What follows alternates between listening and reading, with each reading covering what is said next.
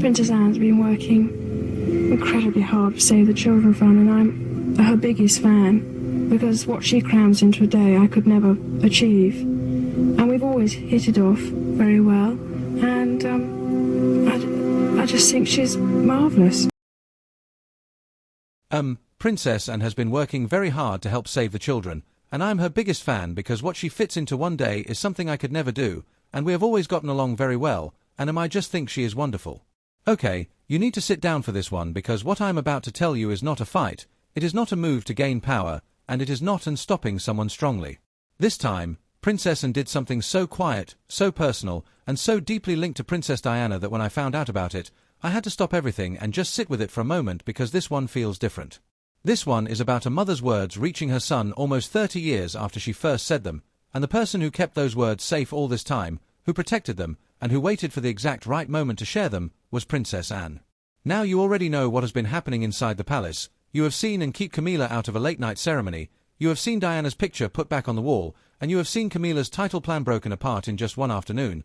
But this time none of that matters because what Anne did next has nothing to do with Camilla. This one is about Diana and it is about her sons.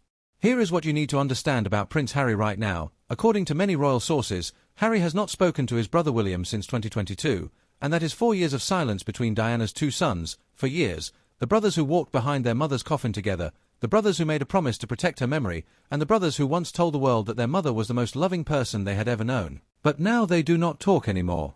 And their father, King Charles, has not seen his grandchildren, Archie and Lyot, in almost 4 years, 4 years without holding them, 4 years without hearing them laugh, and 4 years without watching them grow.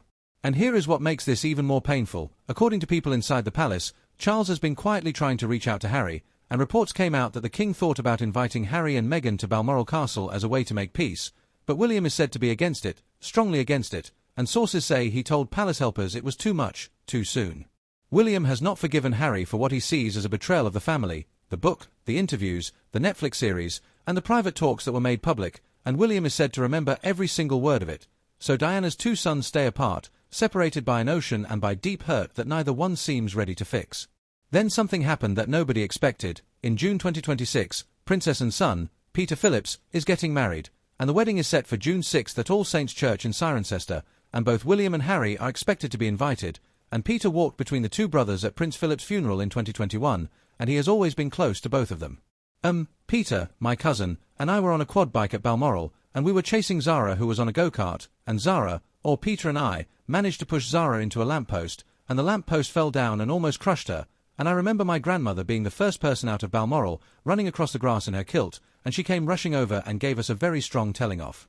This will be the first time William and Harry are in the same room in years, and people who watched the palace say Princess and looked at that guest list and made a choice. She was not going to let Diana's son stand in the same church and act like the other one does not exist. She was not going to let that happen, not at her son's wedding, not anywhere, and not while she was still alive.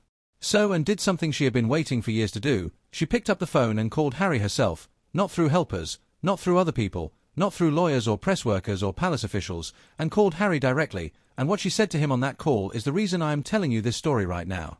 According to people inside the palace, Princess Anne told Harry that in the summer of 1997, just weeks before Princess Diana died in Paris, Diana pulled Anne aside during a private meeting at Balmoral. The two women were not always close, and the media had spent years trying to create a rivalry between them.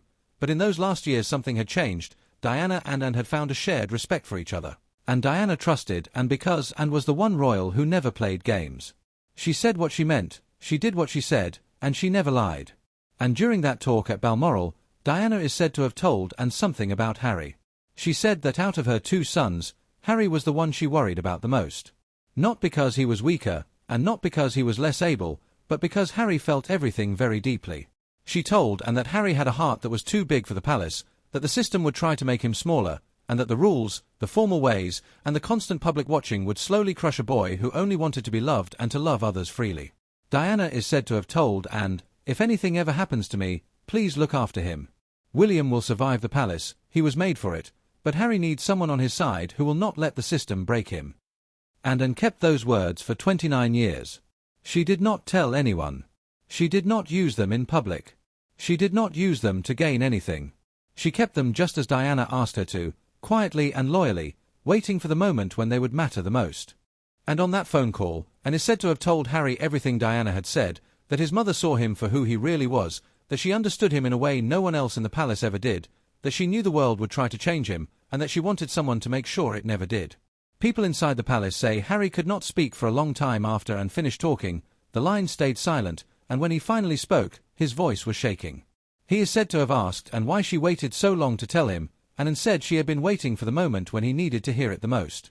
She believed that moment was now, before the wedding, before he would stand in the same room as his brother for the first time in years, and before the world would watch to see if Diana's sons could find their way back to each other. And where was Charles during all of this? Charles the father, Charles the king, Charles, the man who has spent 4 years watching his sons break their relationship from opposite sides of the world. He could have made this call himself. He could have sat Harry down years ago and told him what Diana once said about him. He could have been the bridge. He could have been the father who brought his sons back together, but he did not. He let the silence grow. He let the distance get bigger. He let his sister do what he should have done himself. The same Charles who said nothing when and stood up to Camilla. The same Charles who said nothing when William stopped the title plan. The same Charles who has said nothing at every important moment in this story. People who follow the palace say the call between Anne and Harry lasted more than an hour, and in that hour something changed. Harry is said to have told Anne that he wants to come to Peter's wedding, that he wants to be there, and that for the first time in a long time, he is not afraid to be in the same room as William, because now he knows something he did not know before. His mother saw him. His mother understood him. And his mother asked someone to look after him, and that person was Princess Anne. The woman who put Diana's picture back on the wall, the woman who faced Camilla without fear, the woman who found a secret title plan and stopped it, and now the woman who carried a dying mother's words for almost 3 decades and gave them at exactly the right time. Think about that. Diana has been gone for 29 years, and her words are still reaching her son, still protecting him, still helping him stay strong. That is not just memory, that is not just legacy, that is love that does not die. And the person who made sure those words stayed safe, the person who carried them carefully for almost 30 years, is Princess Anne. I want you to tell me in the comments what affected you the most.